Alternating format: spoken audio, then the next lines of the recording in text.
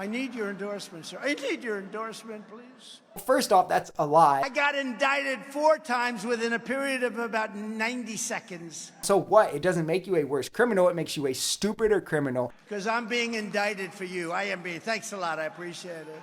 I'm being indicted for you. We could go on for days about the terrorism Trump enabled and allowed in this country. Donald Trump is back with another speech, and guys, it's getting pretty bad. This time he's speaking at the Florida Freedom Caucus, and there's a few clips I want to show you as it went off the rails pretty quick with lies and misinformation. First up, I want to show you him using the Israel-Palestine conflict to grossly LARP as if he was some bringer of peace who had no terrorist attacks while he was president. Let's see what he had to say, and then I'll show you why that's a complete lie. And I didn't want to talk. I wanted to say it so badly, even during the campaign where we did much better than we did the first time, by the way. We got millions and millions of more votes. But I wanted to say it so badly.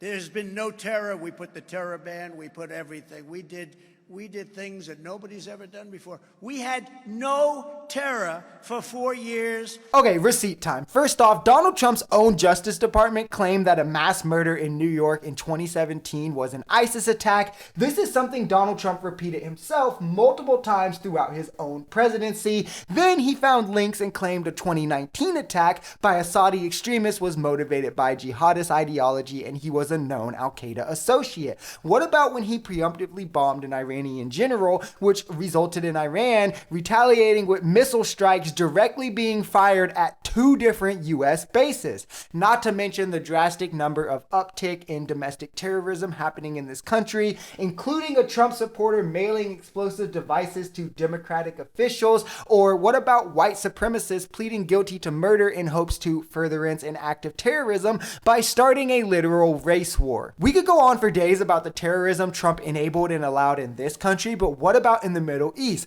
Let's not forget that he ran on bringing peace to the Middle East, and he's now claiming that there was no terror while he was president, right? Should be easy to confirm. Well, there were still plenty of bombings and plenty of murder, as well as a brutal occupation going on right under his nose, none of which he helped at all. And if anything, he made tensions in the region more fragile by pulling us out of the Iranian nuclear deal, allowing Iran to research nukes in ways that they before weren't allowed to. But let's continue a little further into this speech where he starts letting off some friendly fire that is, well, just hilarious. I said, Ron, you're going to win.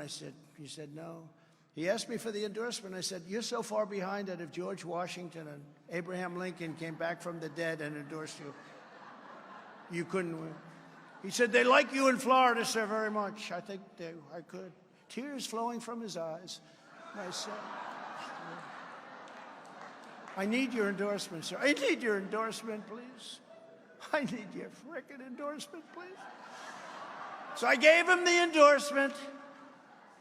And he got the nomination. We then did the rallies, and he won. Now, there's absolutely no proof of this being true, but it is quite funny, and it goes to show how willing Trump is to throw anything to the side if you go against the cult. DeSantis running for president was the utmost sign of disloyalty, and now he has to pay the price for it. It's really kind of childish if you think about it. And at this point, we find ourselves about halfway through this speech, and he hasn't mentioned anything outside of immigration lies, terrorism lies, and friendly fire at Republicans. So you rightfully so might find yourself asking, when is he going to start talking about things of substance? And if you do, I have good news for you.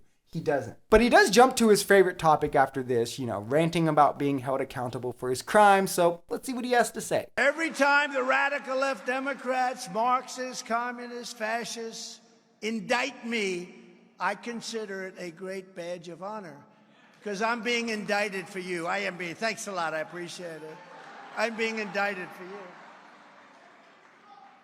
And I tell this story. Did anybody ever heard? I'm sure you never heard of the gentleman. Al Capone. Did you ever hear of Al Capone? Alphonse Capone. He was the meanest of all. If he had dinner with you and if he didn't like you, he'd kill you the next day. He only got indicted 1 time.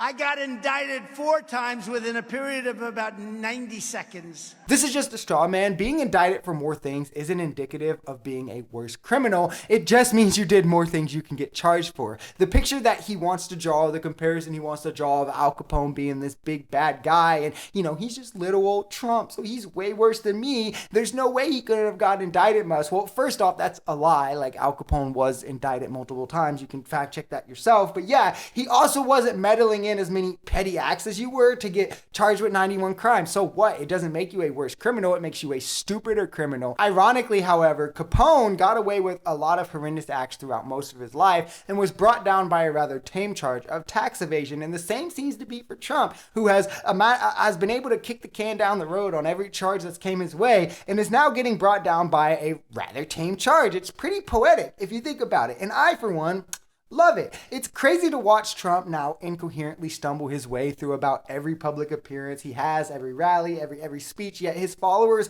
are so quick to try to point the finger at Biden, like, look at him. This man can only talk about 3 things: his own indictments, imaginary border problems that don't really exist or don't exist for the problems he's pointing at, and Joe Biden. It's like he's obsessed at this point, none of which, by the way, are going to help the American people, none of which a president should be focusing on. And half the time, he can hardly even do that. I'm just saying. I'm surprised he didn't mistake Biden for Obama again, something he's done multiple times recently. And, Republicans don't really like to talk about that. I wonder why. There's a reason that he can't talk about his own legislative achievements. There's a reason that he can't talk about future policies or plans that he has for America. It's because he has none. These are things that incumbent presidents do. These are things that people who have held office before do, but he doesn't have anything to stand on. He fell flat on his face trying, and he will be able to get through the primary, sadly enough, as the most popular Republican. So hey, vote for me because I'm better than these other nobodies. But that's hardly going to win him America when Biden has pushed through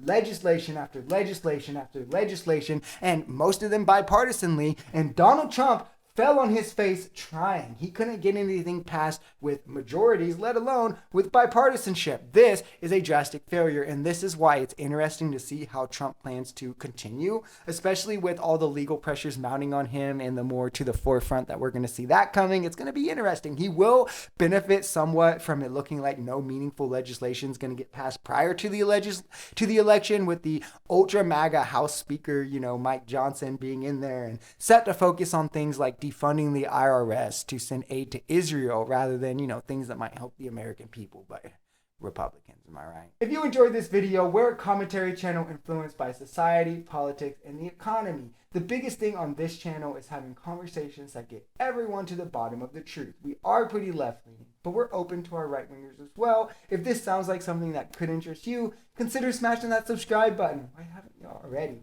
Leave us a like or even comment on this video, because the only way we become a society is together.